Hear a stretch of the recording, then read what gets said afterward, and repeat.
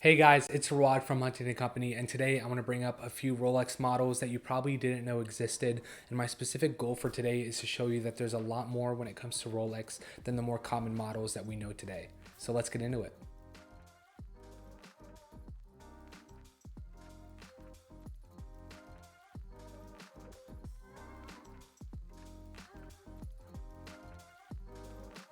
All right, so first, and a pretty popular thing in today's watch market is going to be integrated bracelets. And when it comes to Rolex, you might think that the only way you can get an integrated bracelet is with their oyster quartz. But there's two specific models that were made with the same oyster quartz case that came out in a very small production number. For only 4 years did we see the reference 1530 and also the reference 1630 in its two-tone configuration. These examples would be the oyster quartz case and integrated bracelet, but would feature a Datejust dial and an automatic caliber by Rolex. Now, these watches are pretty expensive, but they are rare, and compared to the industrial design by other brands like the Royal Oak and Nautilus, we can understand why these prices are seen. The reference 1530 is an all-steel model with an oyster bracelet and an integrated bracelet at that, and these examples could be had for between $20,000 and $23,000. And then the two-tone is more affordable with its flat Jubilee-style bracelet and fluted-style bezel and a bit more different than a 1530. This example could be had for right under $10,000. So again, if you're looking for an integrated bracelet but want the Rolex name, there are two models out there with automatic movements that you can find that are different than their oyster quartz counterparts. So there you go. Those are the two watches that you can look at for a more industrial design similar to the Royal Oak and so on. But now we'll get into number two. A lot of people don't know this, but Rolex did have an involvement in World War I, and with that they had two watches. They had both steel and sterling silver trench watches. These examples are actually undervalued in my opinion. For under $5,000, you can get a Rolex watch that was worn by a soldier during World War I, which is a pretty big deal and shows the history of Rolex and how long they've been alive and how important they are in the history of the world itself. During World War I, they produced military watches that were worn by soldiers, and that's a pretty big deal in my opinion. And for under $5,000, you can own a pretty important part of history, and that's a World War I trench watch by Rolex. Now, these examples do come in two different styles. Again, the sterling silver and the steel case, but also some models might not have the Rolex name on the dial, but that does not mean that it's not Rolex. Some examples just came with a sterile dial, but had the Rolex movement and case. They just didn't say Rolex on the dial itself.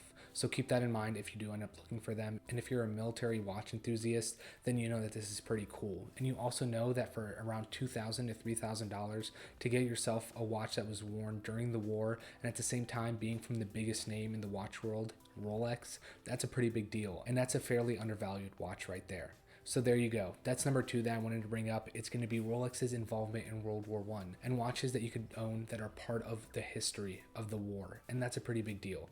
Almost a museum piece, and also by Rolex, which makes it even better. And then we'll jump into number three. All right, lastly, I want to bring up something that I personally love, and that's going to be dress watches. I have a Cartier tank, and I love getting vintage APs in and even some ellipses in by Patek. Mainly, my love falls in one specific era, and that's going to be the 1950s, when Patek, Rolex, and many other brands came out with probably some of the most beautiful dress watches that we know now. With Patek and AP coming out with some pretty cool cases and precious metal Calatrava style watches, I truly love the ultra thin manual wound movements that are found inside. I love these watches. But something that we don't talk about is Rolex's involvement when it comes to dress watches. Now we know the modern line, which is the Cellini line, which is full of Rolex's dress pieces and stuff that does not have the oyster case that we know and love. These examples are fairly unpopular in today's market, but that's not what I want to talk about.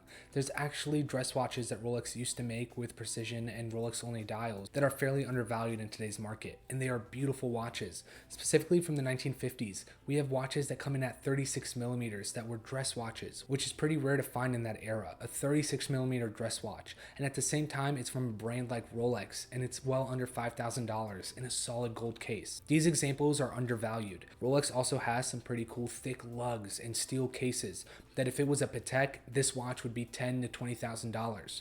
But it's Rolex, and it's no less of worth, and it's a watch brand that is bigger than Patek itself. So why are these watches so cheap?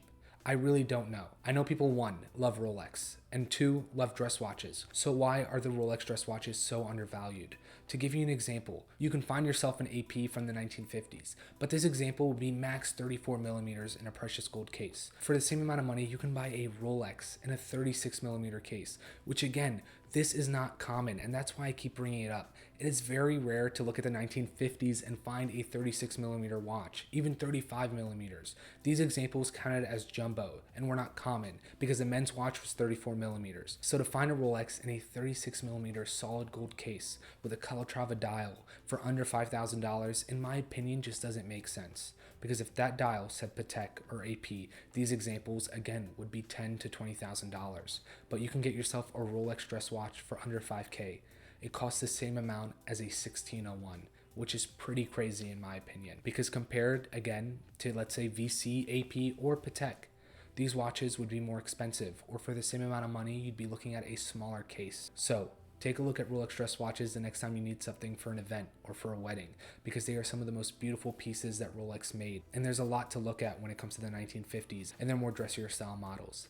So thank you guys so much for checking out this video. I hope you learned something new when it comes to Rolex, and I hope I was able to show you that Rolex has a vast history of some of the coolest watches that we know and don't know, and some of the stuff that's unpopular or even undervalued that you can still get your hands on in today's market.